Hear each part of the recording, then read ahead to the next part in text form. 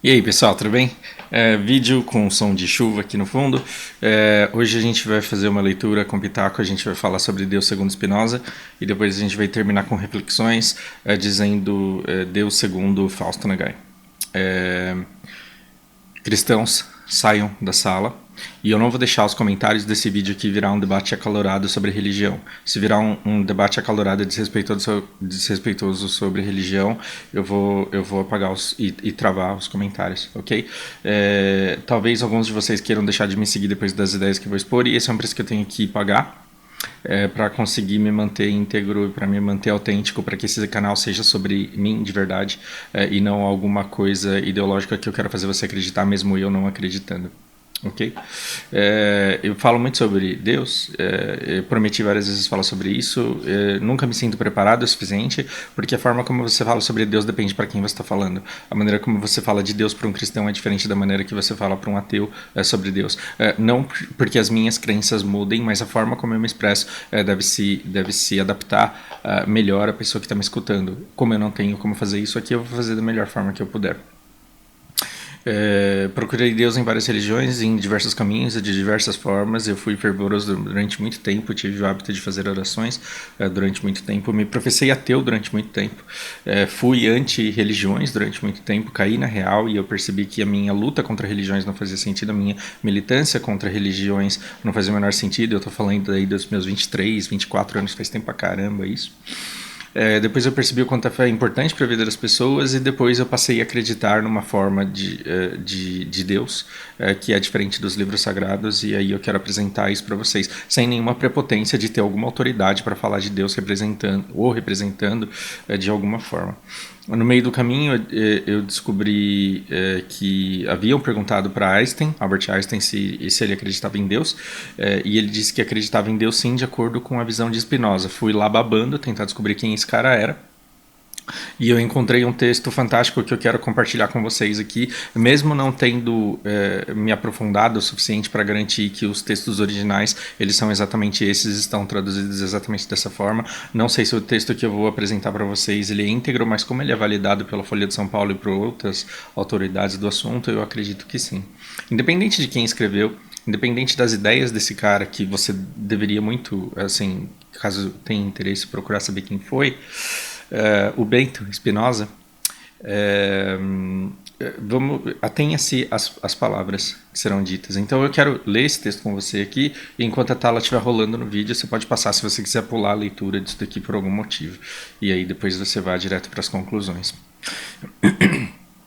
O Deus de Spinoza, aqui a gente tem uma introdução a respeito de quem ele foi, do que ele fez, e aí vamos à leitura disso.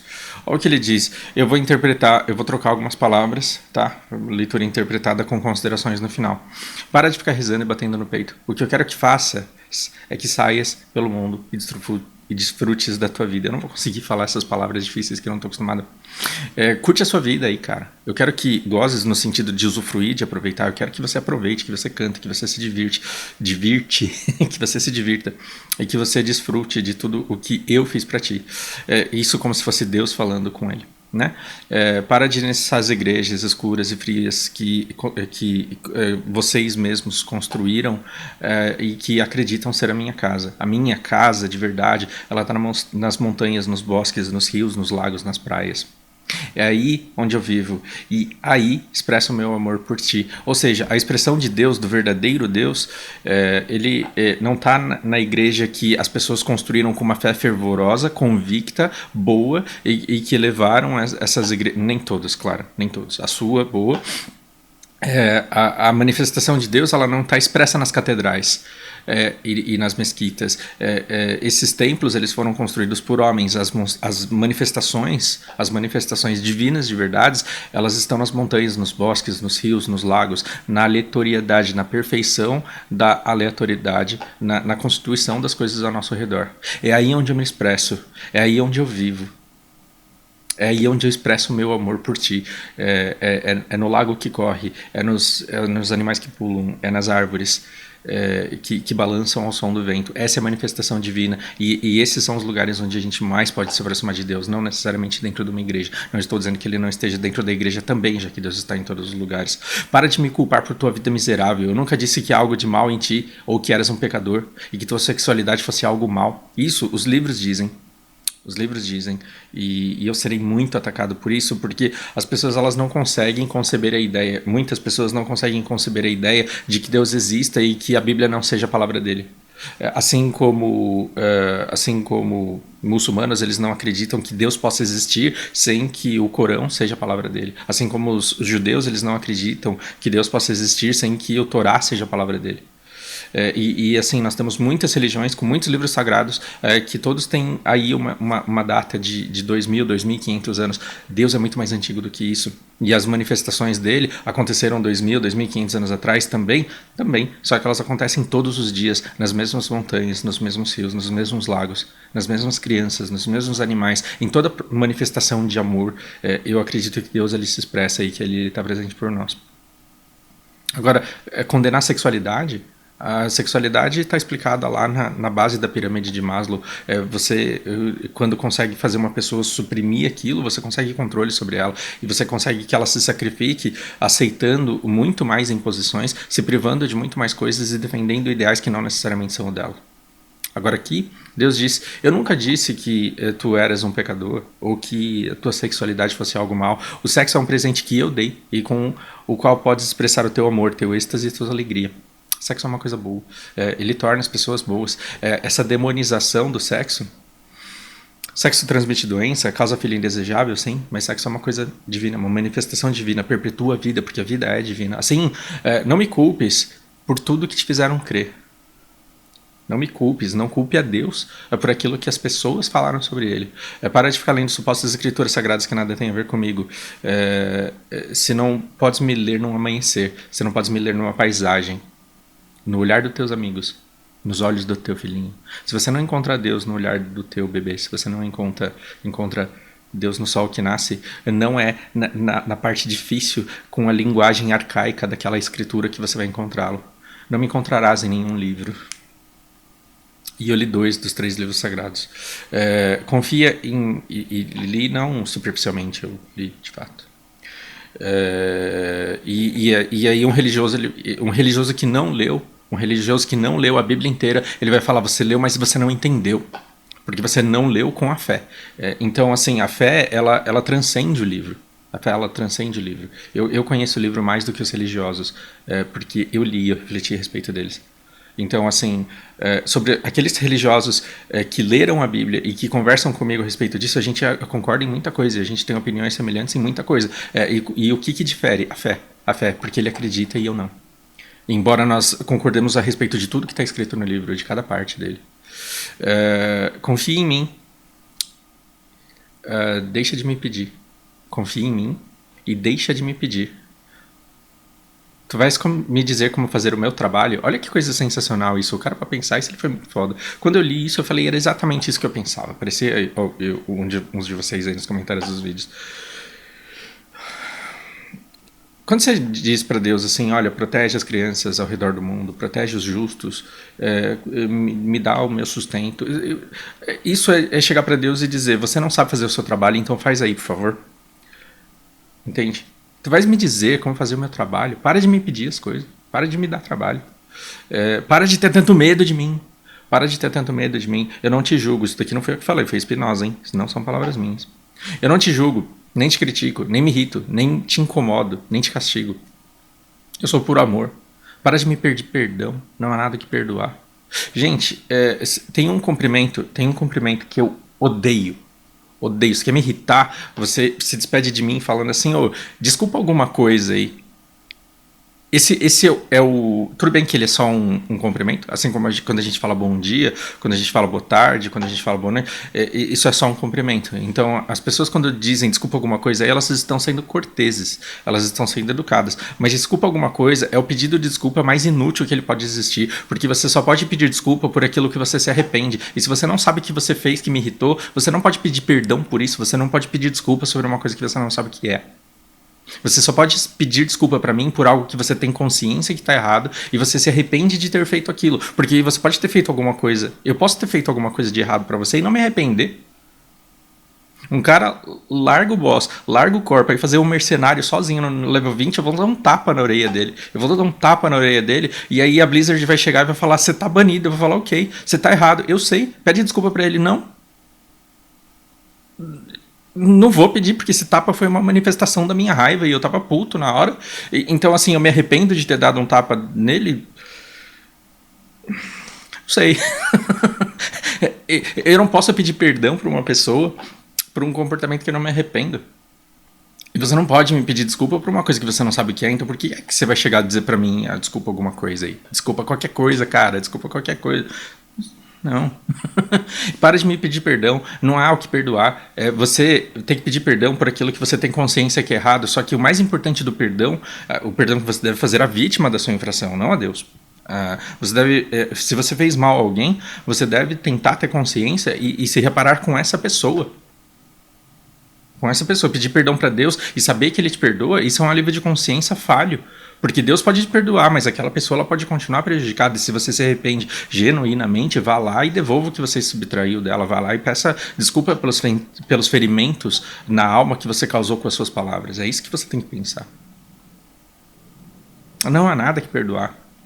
Eu te fiz, eu te enchi de paixões, limitações e prazeres. Veja bem, porque isso faz muito sentido, porque acredita-se na existência do diabo, que coloca em você paixões, limitações e prazeres. Só que a existência do diabo ela foi permitida por Deus também. Então você pode dizer que Deus não criou você com paixões e com limitações e com prazeres e sentimentos e necessidades e incoerências de livre-arbítrio? Aliás, li errado aqui que eu li com pressa. Deus criou você com incoerências. É por isso que você fala: eu sou assim, e no dia seguinte você faz assado.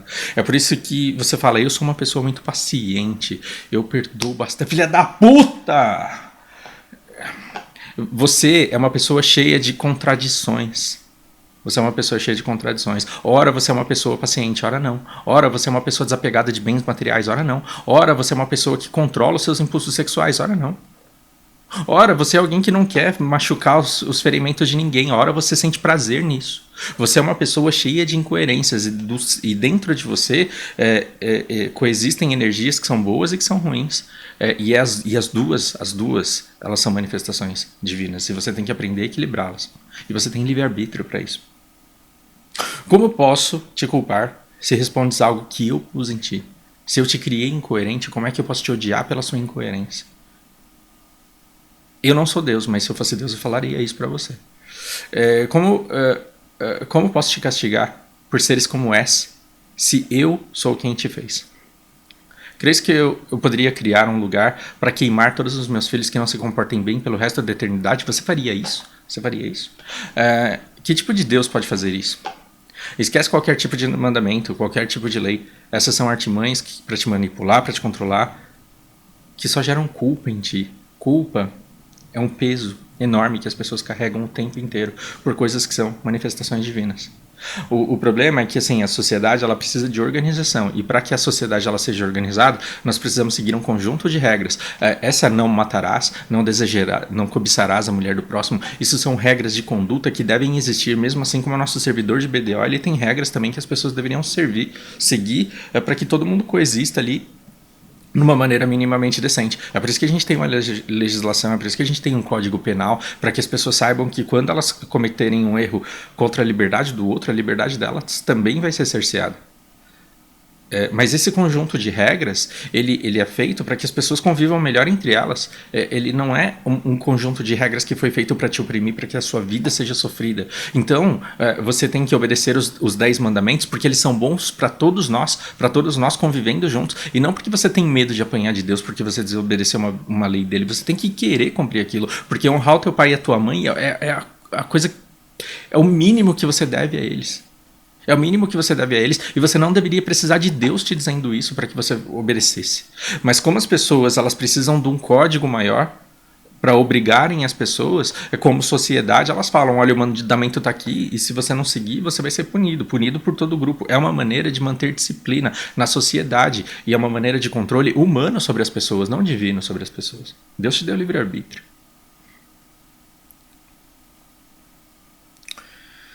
Respeita o teu próximo e não faças o que não queiras a ti. Essa é a lei áurea, está na Bíblia. E você não precisa acreditar na Bíblia e você não precisa acreditar em Deus para seguir isso daqui, porque é o mínimo que você deveria seguir, porque o karma, ele só não existe se você não tiver perspectiva o suficiente para enxergar como ele funciona. Se você entender que cada gesto seu ele tem uma reação, essa reação ela tem cadeias e ela acaba voltando para você em maior ou menor escala, em grande ou pequena medida, você vai começar a fazer bem ao outro e você vai evitar fazer ele aquilo que você não gostaria que ele fizesse para você. E é por isso que eu digo que muitas pessoas que não são cristãs, elas vivem a conduta do código cristão muito melhor do que muitos cristãos. E isso não é um problema do cristianismo, isso é a individualidade das pessoas. Existem pessoas mais evoluídas e menos evoluídas. A gente deveria querer que todos se evoluíssem, mas nem sempre é possível. Evoluíssem não no sentido darwinístico da coisa, tá? Esquece qualquer tipo de mandamento, qualquer tipo de lei. Essas são artimanhas para te manipular, para te controlar, que só geram culpa em ti. Respeita o teu próximo, não faça o que não queiras a ti. A única coisa que eu te peço é que prestes atenção à tua vida. Que teu estado de alerta seja teu guia. Siga a tua consciência, mas também trabalhe essa consciência aí, né? Trabalhar essa consciência aí para você não achar que determinadas coisas ruins não são ruins.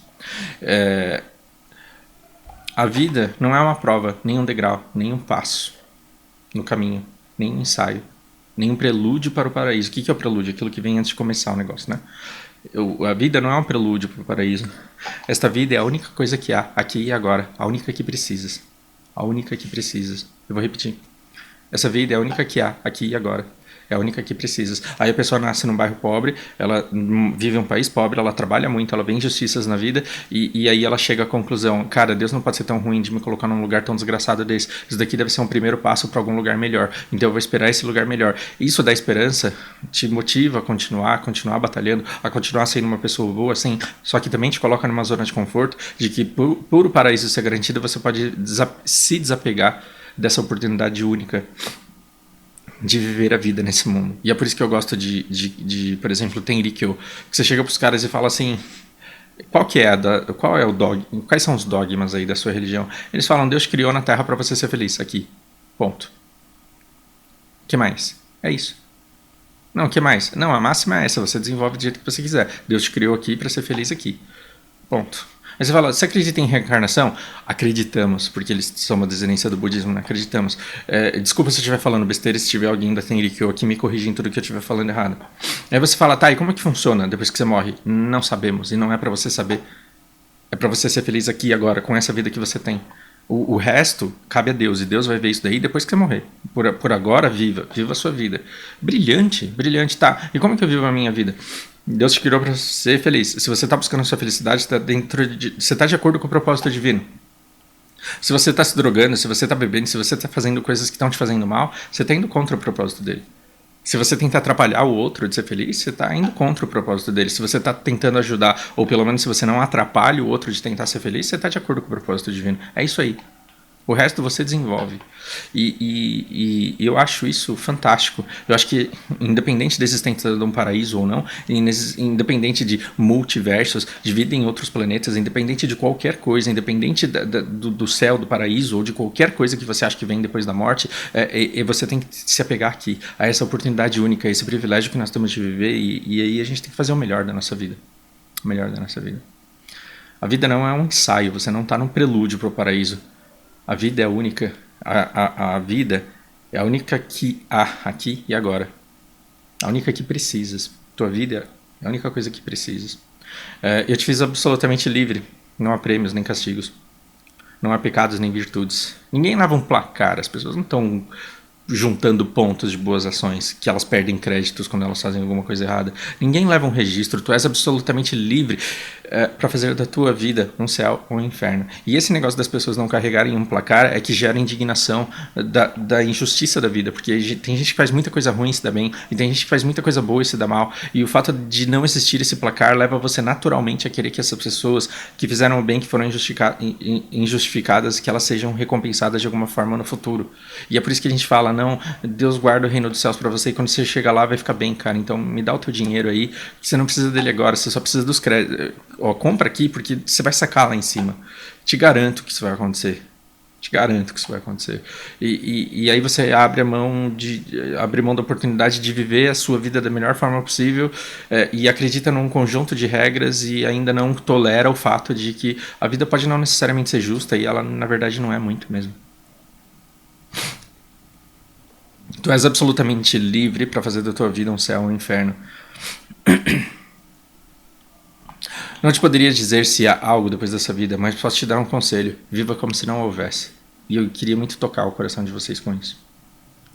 Eu não posso te dizer se há algo depois daqui, mas eu posso te dar um conselho. Viva como se não houvesse. Como se essa fosse a tua única oportunidade de aproveitar, de amar, de existir. Só assim você vai tentar extrair o máximo da sua vida. Assim, se não há nada, terás aproveitado a oportunidade que te dei. A oportunidade que te dei. E se houver, tem certeza. Eu não vou te perguntar se foste comportado ou não. No dia do juízo, eu não vou te perguntar se você se comportou ou não. Eu vou te perguntar se tu gostaste. Eu vou perguntar se você gostou, se você se divertiu. Porque a vida que eu te dei, no mundo que eu fiz pra você, que vocês estão meio que destruindo agora, mas eu vou perguntar se você se divertiu e se você usufruiu do planeta que eu criei pra você e da vida que eu dei pra que você vivesse nele. Para de crer em mim, crer, supor, adivinhar, imaginar. Eu não preciso que você creia em mim, eu sou grande demais para isso. O meu ego não é um ego humano como o de vocês, que precisam mostrar que vocês estão enchantando penha aí para se sentirem alguém na vida. Eu não quero que acreditem em mim, eu quero que me sintas em ti. Ou seja, ao invés de sentir Deus no céu, ao invés de sentir Deus no reino dele, eu quero que me sintas em ti, sente Deus dentro de você. Eu quero que me sintas em ti quando beijas tua amada, quando beijas tua amada. Quando agasalhas tua filhinha, quando acaricias teu cachorro, quando tomas banho no mar. Para de louvar-me. Que tipo de Deus ególatra tu acreditas que eu seja? Ególatra é de alguém que adora o ego. Que pessoa focada no ego você acha que eu seja, que eu preciso que você fique cantando para mim o tempo inteiro? Me aborrece que me louvem. Me cansa que me agradeçam. Me cansa que me agradeçam. Tu te sentes grato? Demonstra cuidando de ti, de tua saúde, de tuas relações do mundo. Sabe, o maior agradecimento que vocês me dão no canal aqui, principalmente nos conteúdos de BDO, é quando alguém me pergunta alguma coisa e alguém que acompanha o canal vai lá e responde: cara, como eu fico feliz com isso, porque eu tô criando uma cadeia de boa vontade onde pessoas estão ajudando pessoas. Eu não preciso que você fique falando: cara, parabéns, você é muito foda, até porque eu sei que eu não sou. Eu preciso que você pegue esse conhecimento, que você espalhe ele, que você faça bem para outras pessoas também. Porque nem todo mundo gosta do jeito que eu falo. Então, se você fala mais rápido do que eu, explica lá pro Wanderson. É Wanderson o nome dele? Sim. Explica. Se você fala 25% mais rápido do que eu, vai lá e conversa com ele. Pra ele não ser obrigado a assistir o meu vídeo, entende? Tu te sentes olhado, surpreendido? Expressa a tua alegria. Esse é o jeito de me louvar. Eu sou ingrato, né? Porque eu não consigo ter essas manifestações. Eu não vim com esse gênio. Para de complicar as coisas, de repetir como um papagaio que te ensinaram sobre mim.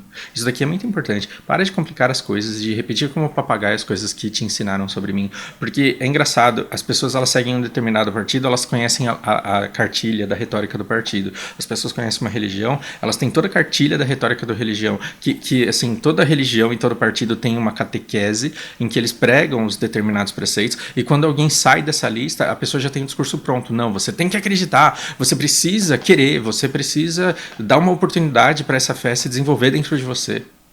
Você precisa entender que o país ficou aí. Entende? Todo mundo tem que precisa que você ande de acordo com determinados preceitos que foram criados para que houvesse organização numa estrutura maior, Todo mundo precisa que você acredite fielmente numa cartilha que você vai atacar veementemente e energeticamente quem não leva aquilo a sério. Por quê? Porque você precisa contar com os outros da tua comunidade para que eles sigam aquele conjunto de regras que foi acordado ali. A única certeza é que tu estás aqui e que está vivo. E que este mundo está cheio de maravilhas, embora às vezes seja meio difícil da gente encontrar, mas tem. Para que precisas de mais milagres? Para que tantas explicações? Não me procura fora, não me acharás. Procura-me dentro de ti. Aí é que estou. Era uma vez um adolescente de 17 anos e ele pensava que se Deus existisse de fato, ele responderia às orações que esse menino de 17 anos fazia. E ele falava, me mostra um milagre, porque eu preciso acreditar na tua existência. E aí eu fui para aula do cursinho, e aí eu abri a apostila e comecei a estudar fotossíntese. Se fotossíntese, se respiração celular para você não é um milagre, eu não sei o que pode ser. Se a reprodução humana, tudo bem que, né? Quando você descobre que a menina tá grávida, você quer se matar, você fala, puta, que merda que fiz com a minha vida, mas a concepção. Vamos mudar de cenário. Então, num casamento em que o marido e a esposa eles querem ter um filho, se você não consegue entender o milagre que existe no simples fato da concepção, é que tem tanta gente no mundo que a gente acha isso uma coisa banal. Mas a maneira de como uma vida é gerada, como uma vida é criada a partir de outras duas células, isso não sei que outro milagre você precisa para acreditar que Deus exista de alguma forma e que existe uma força superior a tua. Então você dizer que você não acredita em Deus, eu acho que isso é uma suposição bastante prepotente, bastante arrogante e bastante incoerente. Então a pessoa que acredita muito em ciência se vangloria porque ela entende, ela manja pra caramba de ciência e ela fala que é burrice acreditar em Deus. Não, burrice é você entender um processo simples como a fotossíntese e falar não, Deus não existe e não existe uma força maior que coordenou tudo isso daqui, que organizou tudo isso com as regras que foram criadas e com a perfeição, com a aleatoriedade da perfeição de como as coisas foram dispostas. E é por isso que Einstein, quando foi perguntado se ele acreditava em Deus, ele falou, eu acredito no Deus segundo Spinoza, que revela-se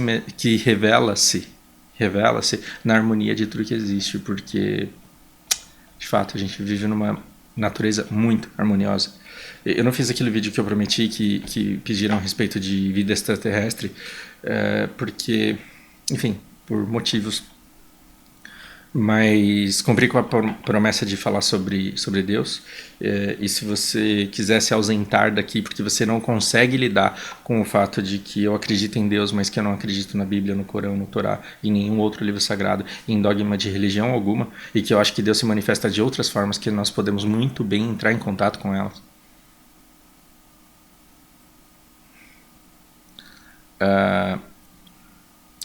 Eu entendo que, assim, pra amizade não, mas, assim, quando você parte pra pensar num relacionamento, quando você pensa que do relacionamento viram filhos e que a educação deles terá que ser pensada e que ela terá que ser coerente, é muito complicado pegar uma pessoa muito fervorosa e muito catequista e querer que você tenha filhos e que você não tenha problemas em questão a crenças. Até porque toda essa perspectiva e toda a ciência, ela não anula a fé. Só que o maior recado que eu gostaria de dar para vocês que ficaram aqui até agora é: a fé não é algo que se escolhe ter. Não é possível gerá-la uma vez que você a perdeu.